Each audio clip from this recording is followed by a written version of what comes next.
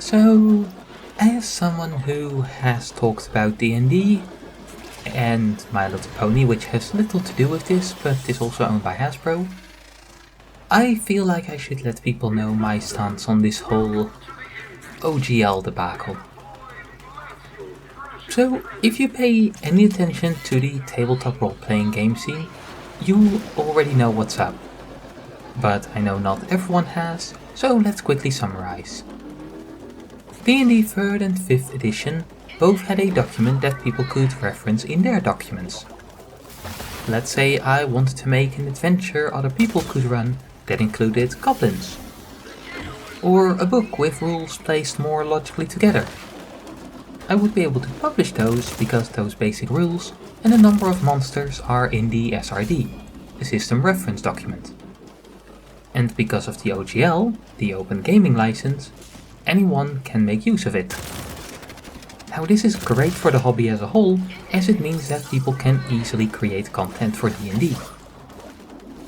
And it's this third-party content, be it the third-party books like Helliana's Guide to Monster Hunting and Into the Bellowing Wilds, or simply free single pieces of homebrew that you can find anywhere on the internet, that keep D&D alive. Because, well, we all know it's not because of the quality of the rules, which are serviceable at best. Anyone who plays D&D knows it's easy as shit to break the game. Now, Wizards of the Coast and Hasbro decided that D&D is under-monetized. So they decided to kill the community in the name of profit. They sent out a document, referred to as the OGL 1.1, which they are now rebranding to the OGL 2.0. But that name is still incorrect as it's not an open gaming license. They now claim that it was a draft. But we know this is incorrect, as it was sent out with contracts to sign. So, what was in this new OGL if you signed it? Here are but some of the highlights. Wizards of the Coast could forever sell your stuff and give you no money for it. Wizards of the Coast could claim 25% of all money you made above a certain amount. Not 25% of profit, all money made. If you made less than 25% profit, you would lose money. And Wizards of the Coast could change the document whenever they liked. And many more things I forgot about. And of course, this wasn't an open license. You would have to sign beforehand. Arguably, third-party content creators don't actually need the OGL to make and publish their stuff. Wizards of the Coast doesn't own 5e mechanics after all, as you can't own mechanics, just specific wording of mechanics. But the OGL gave a level of security that they wouldn't take an army of lawyers to take your stuff. Because an army of lawyers is dangerous even if they are in the wrong. So let's talk about what we should and shouldn't do. Because the community has been mostly great. But, like in any large group of people, there are problem cases. Now, letting our voices be heard online and especially in civil call-ins has been great. But, due to brave people leaking information from within Wizards of the Coast, we know they don't really care. They hope the community will simply forget. The largest impact has been from people cancelling their D&D Beyond subscriptions, aka #D&D Begone, with which Wizards of the Coast have a real-time insight in how much money they are losing. If you would want to cancel your D&D Beyond subscription but feel like you couldn't go without its functionality, may I introduce you to 5e.tools. Them putting it online may not be legal, I don't know, but you looking at it is just as legal as you looking at D&D Beyond. And it has everything, from official books to Unearthed Arcana to even a lot of third-party stuff like all Beyond the Yonder season streams. And I think the search functionality and click-through methods are a lot better. But beyond that, what can we do? This is where I think the problem cases are born from. People want to do more. But we can't really do a lot other than not forget about this and keeping the conversation going. What people shouldn't do is harass people working for Wizard of the Coast. Those are not the people making these decisions. They are just the people told what to do. Many of them won't agree with it, but they need to make money, so they can't just defy orders. This is also why those leaking information are so brave. They are risking their livelihood to give us information in relation to what is to most of us just a hobby. To many of us it's an important hobby, but a hobby nonetheless. But keeping the conversation going doesn't help with the restlessness. Many of us have this sense of wanting to do something.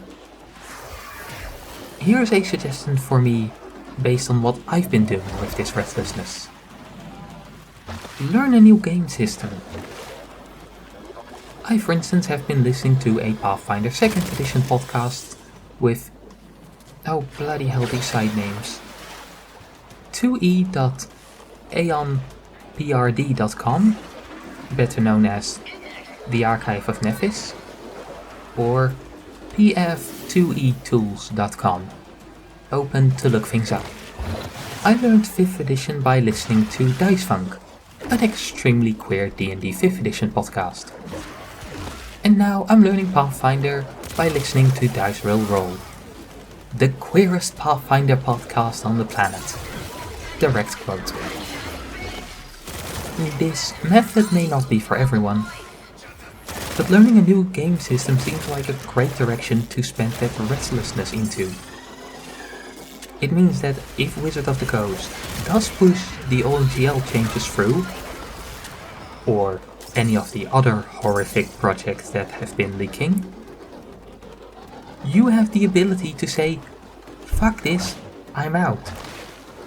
And in general, different systems have different ideas, ripe for stealing, even if you stick with D&D 5th edition. I already learned one I will definitely use. A haunt type of hazard. On a very minor note on how I'll engage with MLP going forward, not really anything different. I'll watch the shows without paying a cent because the internet is the internet and the internet is amazing like that. It's not illegal if I just visit publicly available sites. It may be illegal to publish it on the internet, but I would never do that. Overall, I'm extremely impressed with the community. A lot of solidarity. A lot of people giving up on ease of running a game in the name of something they stand for. Overall, it's been great. Now, we just need to keep it up and avoid turning toxic. This has been Octavia, saying farewell.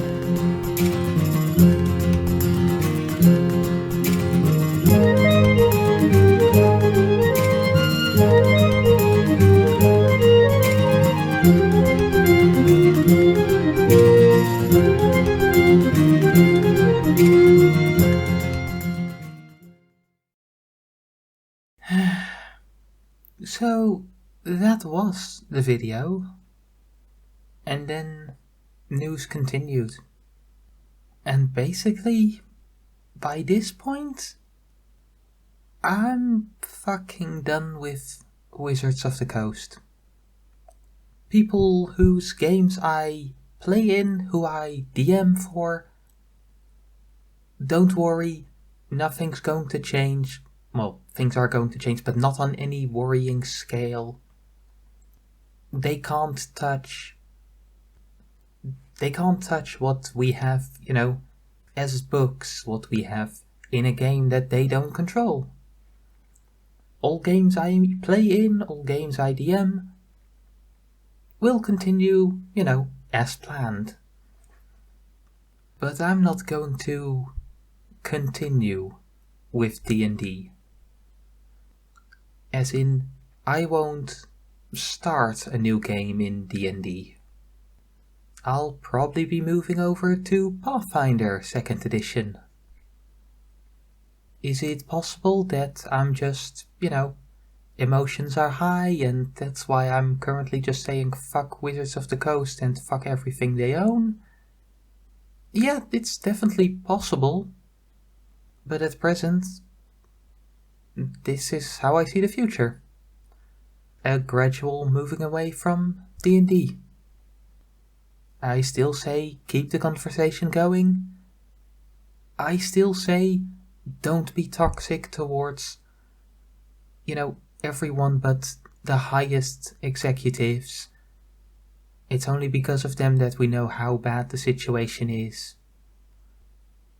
But my energy has moved away from trying to protect D&D from its creators. For me, it has moved on to this is a conversation I'm too invested in to let go. But for D&D, all hope is lost. And there is something relieving about that.